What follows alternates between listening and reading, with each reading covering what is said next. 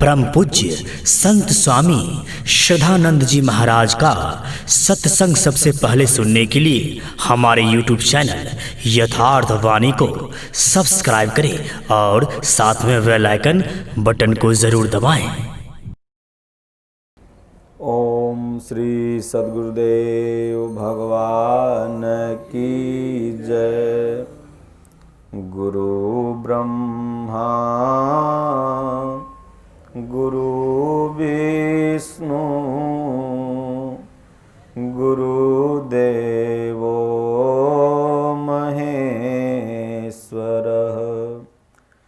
गुरु साक्षात् परम ब्रह्म तस्मै श्री गुरुवे नमः। अखण्डमण्डलाकारं व्याप्तं येन चराचरम् तदपदं दर्शितं येन तस्मै श्री गुरुवे नमः। मोसमदीनन दीनहित तुम समान रघुबीर। अस विचारी रघुवंश मणि हरहु विषम भव भीर। अब प्रभु कृपा करहु यही भांति सब तजि भजन करहु दिन राति। जहि विधि होहि नाथ हित मोरा करहु सो बेगी दास मैं तोरा। बड़ भागी अंगद हनुमाना चरण कमल पत विधि नाना। श्री राम जय राम जय जय राम। श्री राम जय राम जय जय राम। रामचंद्र के भजन बिन जो चह पद निर्वाण। ज्ञानवंत अपि सोपि नर पशु बिन पूछ बिखान। कबीरावो नर अंध हैं गुरु को कहते और। हरि रूठे गुरु ठौर हैं गुरु रूठे नहीं ठौर। कबीर मन निर्मल भया जैसे गंगा नीर। पाछे लागा हरि फिरे कहत कबीर कबीर। सुख में सुमिरन ना किया दुख में किया तू याद। कहाँ कबीरवा दास की कौन सुने फरियाद।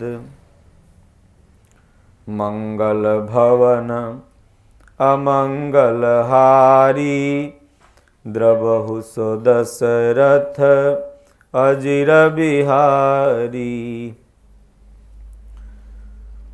बोलिए श्री सद्गुरुदेव भगवान की जय। श्री रामचरितमानस लंका कांड अर्थ सहित हिंदी टीका।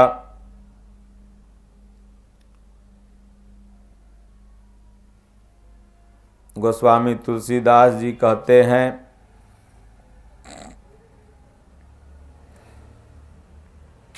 माल्यवंत अत्यंत बूढ़ा राक्षस था। वह रावण की माता का पिता अर्थात उसका नाना था और श्रेष्ठ मंत्री भी था। वह अत्यंत पवित्र नीति का वचन बोला। कहा, हे रावण, हे तात, कुछ मेरी सीख भी सुनो। जब से तुम माता सीता को हर के लाए हो, तब से इतने अपशकुन हो रहे हैं कि जो वर्णन नहीं किए जा सकते। वेद पुराण जिनका यश गाया है, उन प्रभु श्री राम जी से विमुख होकर किसी ने सुख नहीं पाया।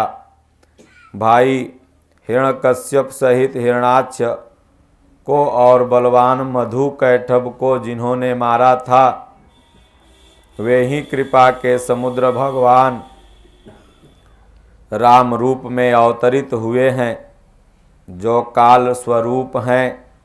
दुष्टों के समूह रूपी वन को भस्म करने वाले अग्नि हैं, गुणों के धाम और ज्ञान घन हैं।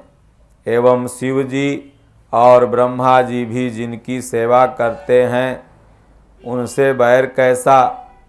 अतः बैर छोड़कर उन्हें जानकी जी को दे दो और कृपा निधान परम स्नेही प्रभु श्री रामचंद्र जी का भजन करो। रावण को उसके वचन तीर के समान लगे और वह बोला, अरे अभागे, मुंह काला करके यहाँ से निकल जा। तू बूढ़ा हो गया है, नहीं तो मैं तुम्हें मार डालता। अब मेरी आँखों से अपना मुंह ओझल कर ले। रावण के वचन सुनकर उसने अर्थात माल्यवंत जी ने अपने मन में ऐसा अनुमान किया कि इसे कृपा निधान भगवान श्री रामचंद्र जी अब मारेंगे ही। वह रावण को दुर्वचन कहता हुआ उठकर चला गया। तब मेघनाथ क्रोधपूर्वक बोला, सवेरे मेरी कारामात देखना पिताजी। मैं बहुत कुछ करूँगा, थोड़ा क्या कहूँ। जो कुछ वर्णन करूँगा थोड़ा ही होगा। पुत्र के वचन सुनकर रावण को भरोसा आ गया। उसने प्रेम के साथ उसे गोद में ले लिया। विचार करते करते ही सवेरा हो गया। बानर फिर चारों ओर दरवाजे पर जा लगे। बानरों ने क्रोध करके दुर्गम किले को घेर लिया। नगर में बहुत सी कोलाहल शोर मच गई। राक्षस बहुत तरह से अस्त्र शस्त्र धारण करके दौड़े और उन्होंने किले पर पहाड़ों के शिखर ढहाए।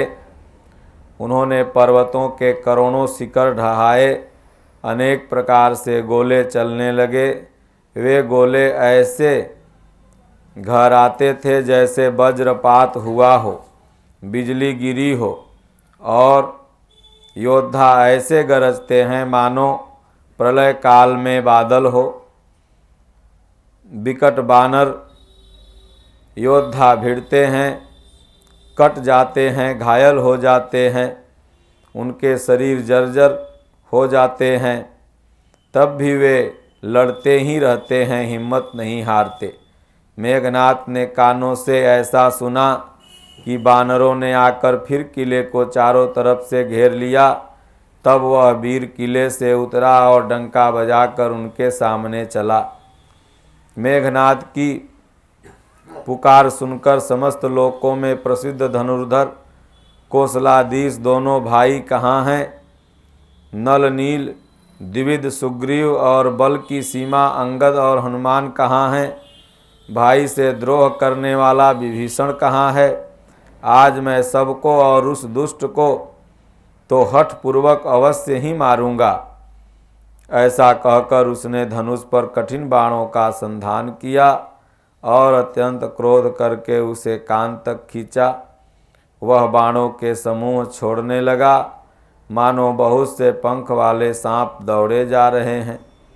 जहाँ तहाँ बानर गिरते दिखाई पड़ते हैं। उस समय कोई भी उसके सामने न हो सके। ऋक्ष बानर जहाँ तहाँ भाग चले, सबको युद्ध की इच्छा भूल गई। रणभूमि में ऐसा एक भी बानर या भालू नहीं दिखाई पड़ा जिसको उसने प्राण मात्र अवशेष न कर दिया हो, अर्थात जिसके केवल प्राण मात्र ही शेष बचे हों।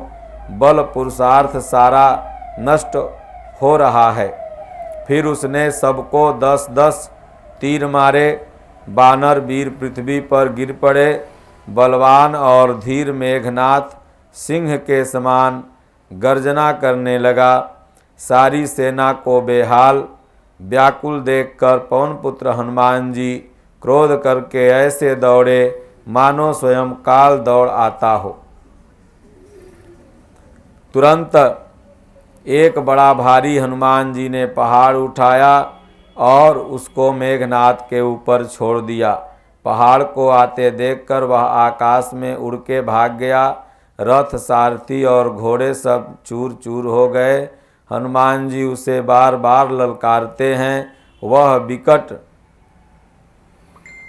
रूप धर के निकट नहीं आता, क्योंकि वह उनके बल का मर्म पहले ही जान गया था। मेघनाथ जी श्री रघुनाथ जी के पास गए। मेघनाथ श्री रघुनाथ जी के पास गया और उसने उनके प्रति अनेकों प्रकार के दुर्वचनों का प्रयोग किया।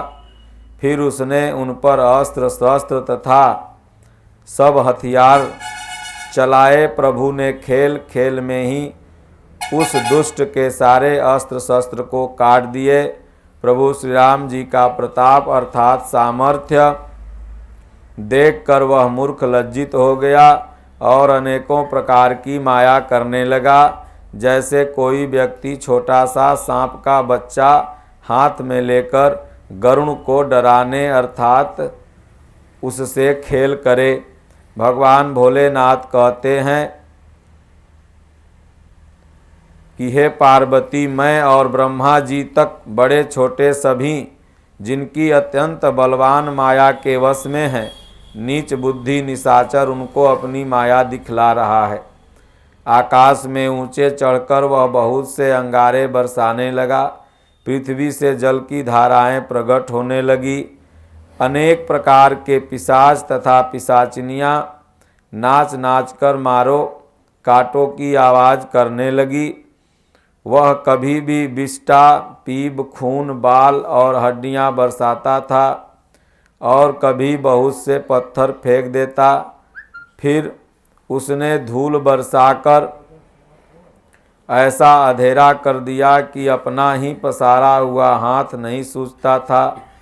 माया देखकर बानर अकुला उठे। वे सोचने लगे कि इस हिसाब से अर्थात इसी तरह रहा तो सबका मरण अवश्य हो जाएगा।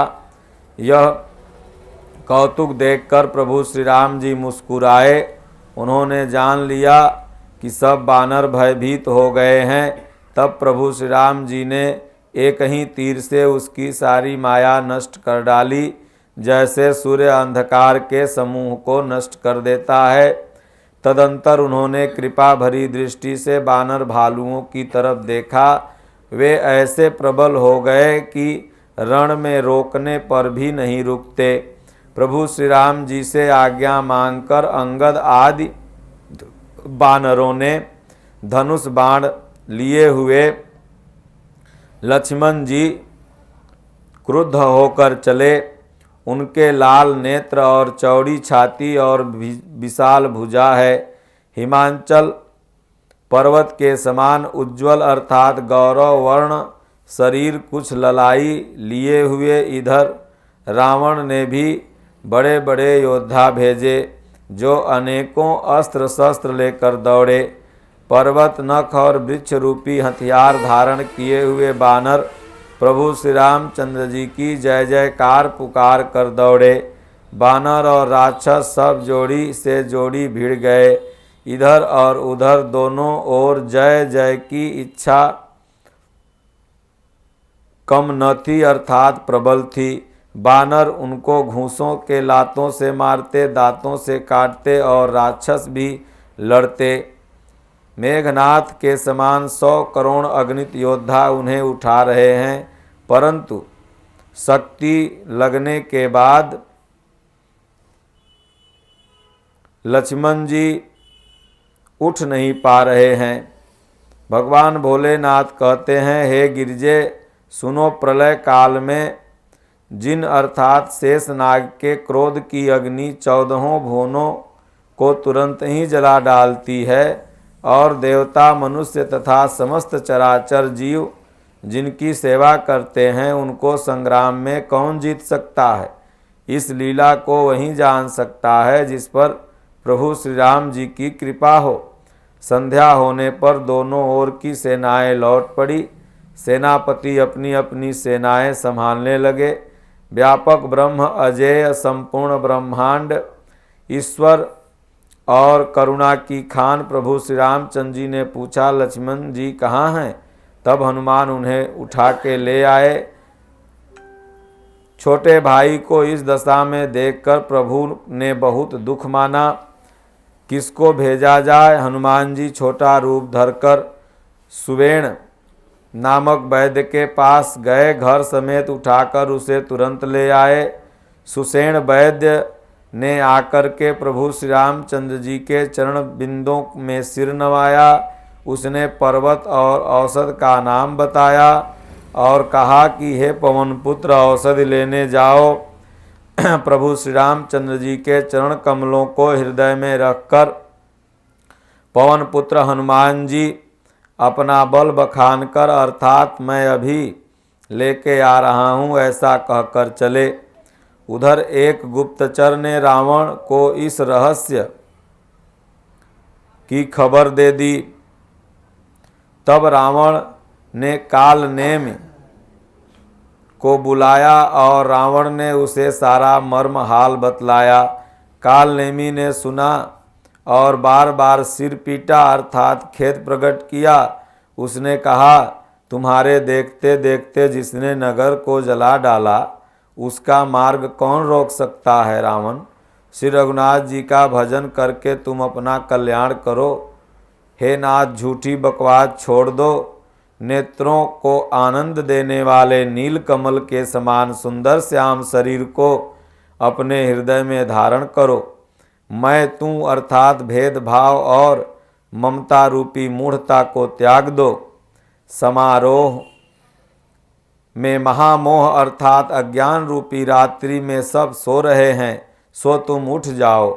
जो काल रूपी सर्प का भी भक्षक है, कहीं स्वप्न में भी उसको रण में जीता जा सकता है। उसकी ये बातें सुनकर रावण बहुत क्रोधित हुआ। तब काल नेमि ने मन में विचार किया कि इसके हाथ से मरने से तो अच्छा है कि भगवान के दूत के हाथ से मरूं, तो शायद मेरा सब पाप नष्ट हो जाए।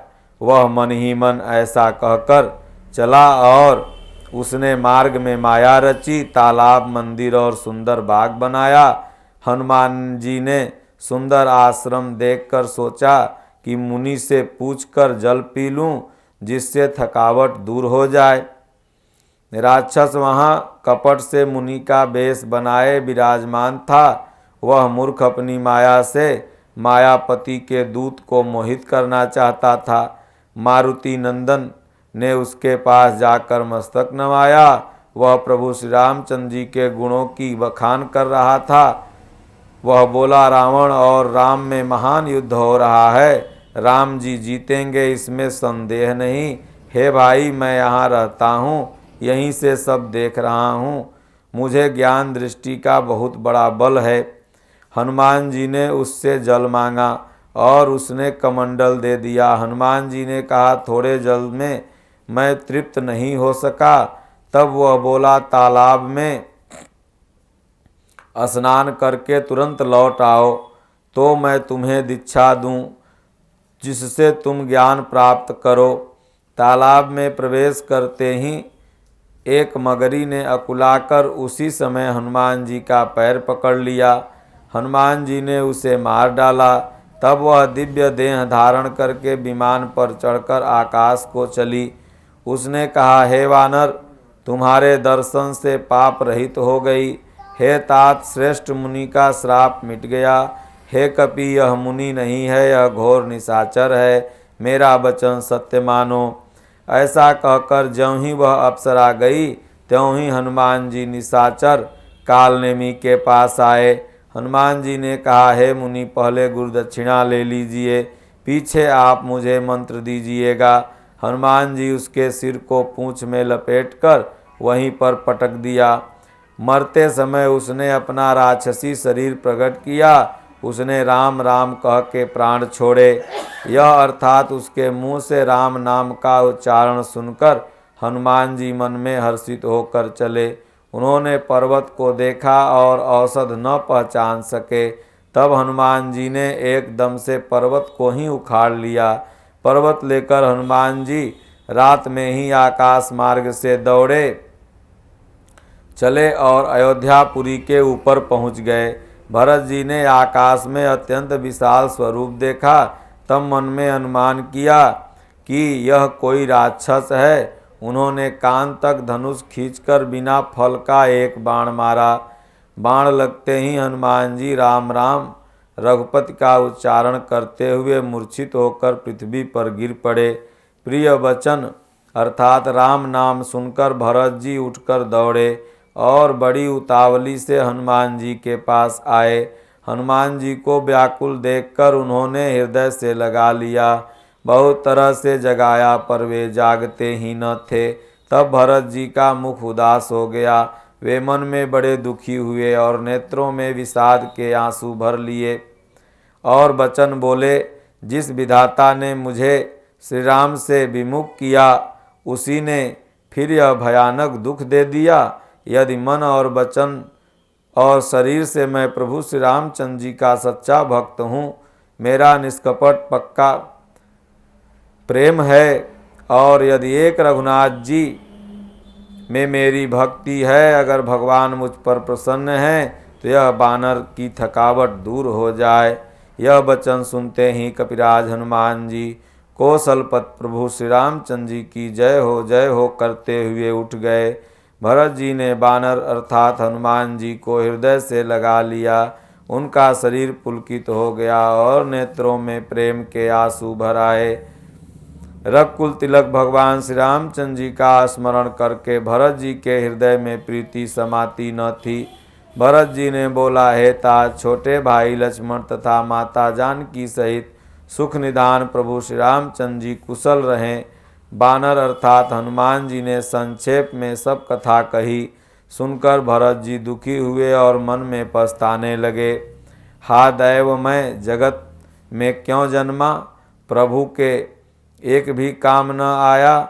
फिर कुअवसर अर्थात विपरीत जानकर मन में धीरज धरकर बलबीर भरत जी हनुमान जी से बोले, हे तात, तुमको जाने में देर होगी, सवेरा होते ही सारा काम बिगड़ जाएगा। अतः तुम पर्वत सहित मेरे बाण पर चढ़ जाओ, मैं तुमको वहाँ भेज दूँ जहाँ कृपा के धाम प्रभु श्री राम जी हैं। भरत जी की यह बात सुनकर एक बार तो हनुमान जी के मन में अभिमान उत्पन्न हुआ कि मेरे बोझ का भार यह सीख का बाण कैसे सहेगा। किंतु फिर प्रभु श्री रामचंद्र जी के प्रभाव का विचार करके वे भरत जी के चरणों में वंदना करके हाथ जोड़कर बोले, हे नाथ, मैं आपका प्रताप हृदय में रख के तुरंत वहाँ पहुँच जाऊँगा। ऐसा कहकर आज्ञा पाकर भरत जी के चरणों की वंदना करके हनुमान जी वहाँ से चले। भरत जी के बाहुबल, शील, सुंदर स्वभाव, गुण और प्रभु के चरणों में अपार प्रेम की मन ही मन बारंबार सराहना करते हुए मारुति नंदन हनुमान जी वहाँ से चले जा रहे हैं। वहाँ लक्ष्मण जी को देखकर प्रभु श्री रामचंद्र जी साधारण मनुष्यों के अनुसार वचन बोले, आधी रात बीत चुकी, हनुमान भी नहीं आए। यह कहकर श्री राम जी छोटे भाई लक्ष्मण को उठाकर हृदय से लगाकर विलाप कर रहे हैं और बोले, हे भाई, तुम मुझे कभी दुखी नहीं देख सकते थे। तुम्हारा स्वभाव श्रद्धा से ही कोमल था। मेरे हित के लिए तुमने माता पिता को भी छोड़ दिया और वन में मेरे साथ जाड़ा गर्मी बरसात की सारी हवा सहन की है। भाई, वह प्रेम अब कहाँ गया? मेरे व्याकुलता पूर्ण वचन सुनकर तुम उठते क्यों नहीं? यदि मैं जानता कि वन में भाई का बिछोह होगा तो मैं पिता का वचन, जिसका मानना मेरे लिए परम कर्तव्य था, उसे भी न मानता। पुत्र, धन, स्त्री, घर परिवार ये जगत में बार बार होते हैं, परंतु जगत में सहोदर भाई बार बार नहीं मिलते। हृदय में ऐसा विचार कर हे तात जागो। जैसे पंख बिना पक्षी, मणि बिना सर्प और सूंड के बिना श्रेष्ठ हाथी अत्यंत दीन हो जाता है, हे भाई, यदि कहीं जड़ दैव मुझे जीवित रखे तो तुम्हारे बिना मेरा जीवन ऐसा ही होगा। स्त्री के लिए प्यारे भाई को खोकर मैं कौन सा मुँह लेकर अवध जाऊंगा।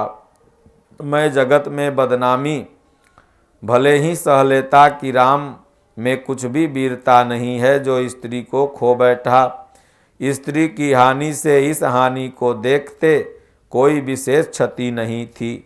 अब तो हे पुत्र, मेरा निष्ठुर और कठोर हृदय यह अपयश और तुम्हारा शोक दोनों ही सहन करेगा। हे तात, तुम अपनी माता के एक ही पुत्र और उसके प्राण आधार हो।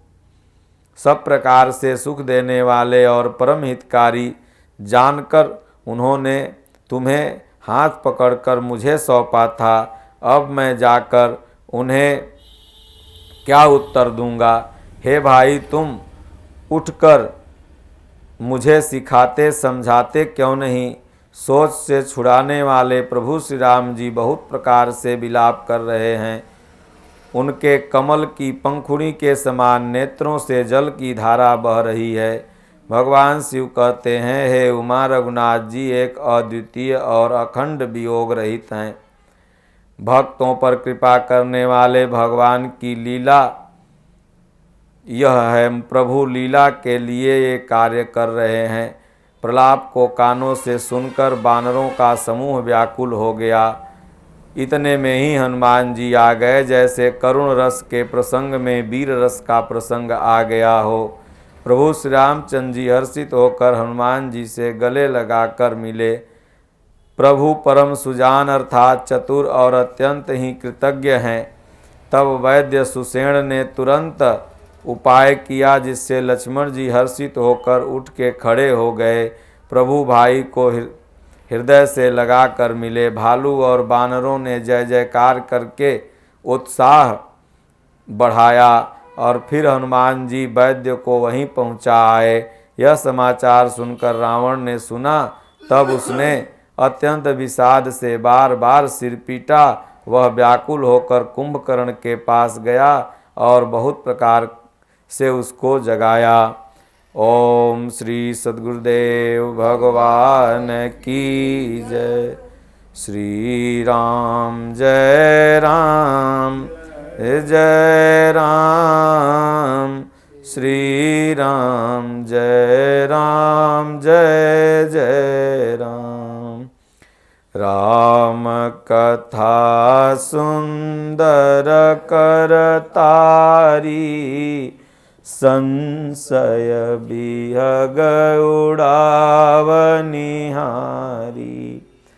राम कथा के तेई अधिकारी, जिन कहो सतसंगति अति प्यारी। बिनु सतसंग विवेक न होई, राम कृपा बिनु सुलभ न सोई। स्वर्ग नरक अपवर्ग सुख, धरिय तुला एक अंग। तोलन ताहि सकल मिली, जो सुख लव सतसंग। राम नाम के जाप से सकल पाप कटी जाई। जैसे रवि के उदय से अंधकार मिटी जाए। बोलिए श्री सद्गुरुदेव भगवान की जय। हरि ओम। शांति शांति शांति। परम पूज्य संत स्वामी श्रद्धानंद जी महाराज का सत्संग सबसे पहले सुनने के लिए हमारे YouTube चैनल यथार्थ वाणी को सब्सक्राइब करें और साथ में बेल आइकन बटन को जरूर दबाएं।